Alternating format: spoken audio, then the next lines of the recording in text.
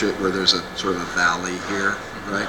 And maybe you maybe make this, you know, linear texture going that way. I see that on some fins. I see some kind of sea creature things that are like that, right?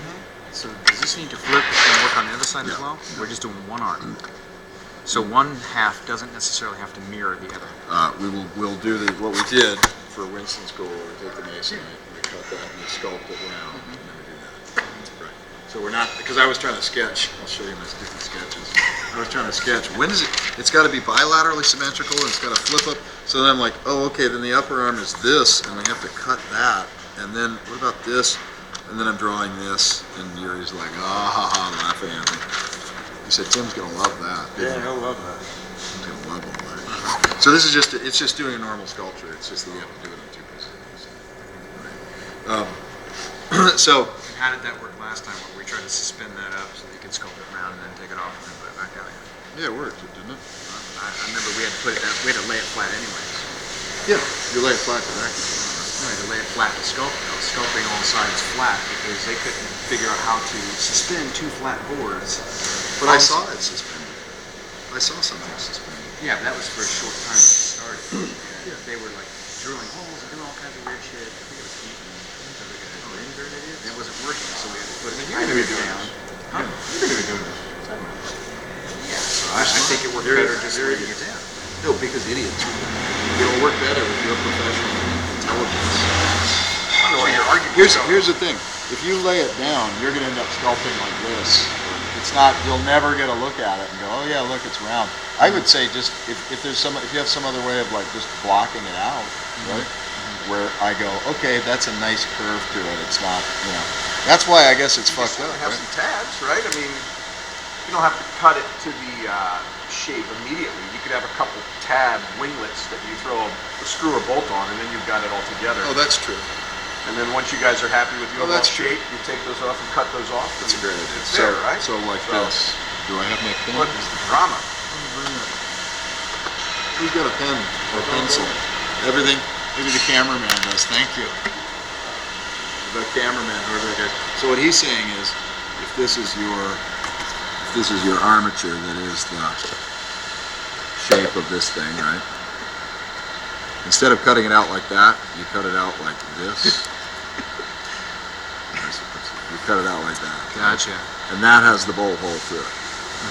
And then you sculpt it and you get it all around, and I go, thumbs up, man! And then you take it apart and slice those off and just finish those areas off. That makes sense, doesn't it?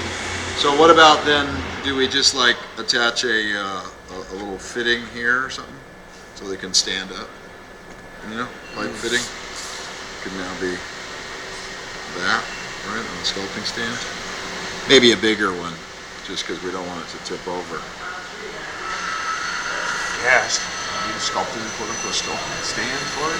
What else? How would you? How would lock out both sides, right? Yeah. How would you do it otherwise? Hang from one of those tabs, or could you cut your? I guess it'd be swinging in the air at that point. If this is your shape, right? You go like this. You leave your tabs. Yeah. You cut another piece that, just leave it like that, attached, and then what? What do you attach it to? Does it have to? You're saying does it have to stand straight up? Because you want to see it in the position. I mean, I assume you don't want to be rolling it around on the floor. No, I don't know if it would be lengthwise across the table. You can do it that way. Whatever way you choose. I'm just saying, how are we? Okay, so if it's that, then do we leave a tab out here and attach down to a stand? Yeah, I think. How often would it be that way? Could you block them out literally in the two halves? You just bring them together once in a while and it's hanging from one of those tabs that hangs and you guys are like, yeah, there comes the party. I don't know how much you whatever you want to do. It doesn't really cost. Yeah, exactly. This is why Harbinger Down is doomed to success. I'm trying to make this look like a rubber band. I'm trying to actually put some kind of interesting windows and stuff. So that's meant to be inspiration for these little things. These would just be feather quills or whatever. This, we talked about this just being another version. I love the hands. Those hands you did for Winston's whole thing is just awesome. I love those. So, like, but bigger, maybe some bigger gauge. Is there bigger gauge probably? I don't know. Okay. we'll find it. Stretch that and make just some weird cluster of spines. It'll be translucent. It won't be as transparent as this, but it'll be translucent. And it'll stick.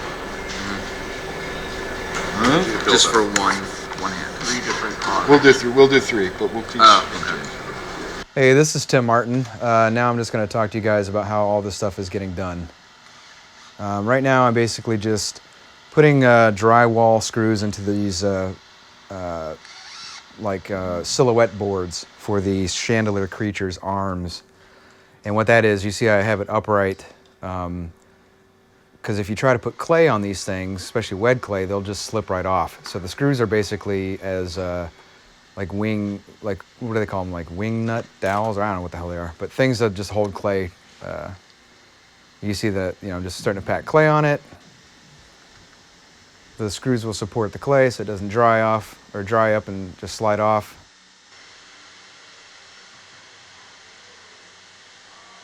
So I'm using pieces of clay for, any person who's never sculpted before. You wouldn't just use one giant clump of clay, you have to build it up. So at least that's my process, is using just, balls of clay to build up your form.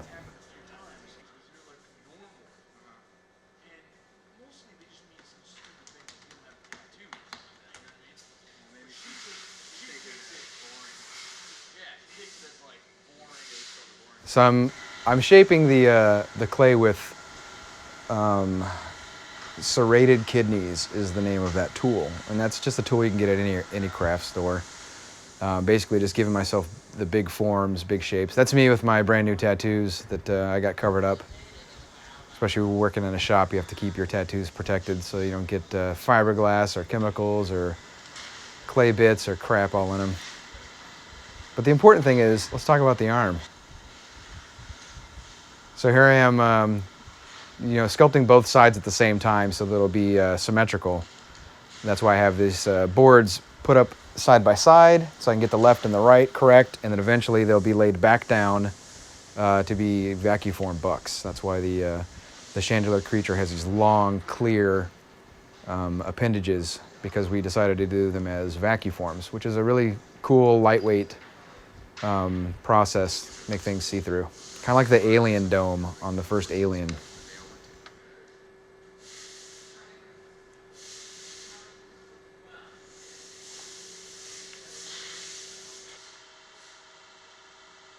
You're gonna put some angles in it? Yeah, I just wanted you to see the shape, the size, what it looks like up. I mean, obviously we have to omit that. Right. So, let me think here. All this stuff looks good. This, I wonder if this Should be bigger. should be more than that, so that it's coming together more like a round rather than a square. Alright. This and that together, it's only this right here. It's okay. So is that good? It's okay. I think it's okay. And it's spindly, which is good, right? A little bit thin. Yeah. So just round this up, and then I can take it down and just hook it up. So, and then just give it some depth and some cool angles. This could have a high point to it, kind of a more knifey edge kind of thing. Not be too fight the kind of vacuum-formy look. For the entire process of this project is timeline.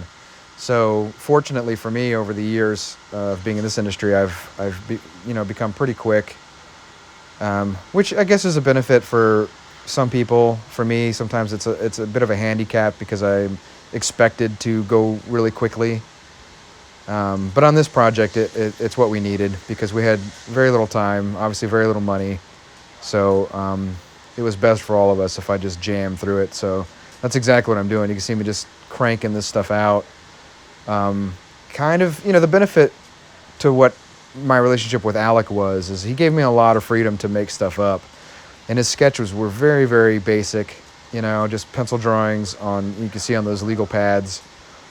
We didn't have any time to really sit there and go through the bureaucracy you would with a big studio, the back and forth, the design approvals and changes and approvals and changes.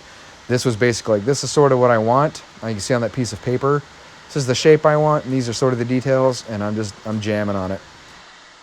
As far as like inspiration goes, it's just like when you've been sculpting for a long time, individual artists have their own style, and you can say something is very, this person's style or that person's style.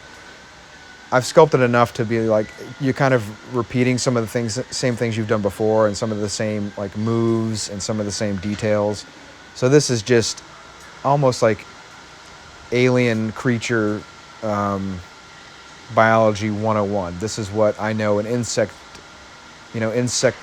strange fish creature thing,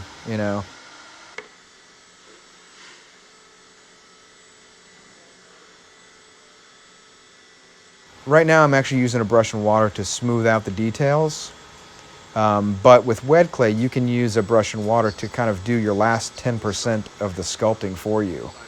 Instead of like with oil-based clay, you have to really tool all of it before you can smooth it out. With water-based clay, it's much more forgiving to where you could just use a brush.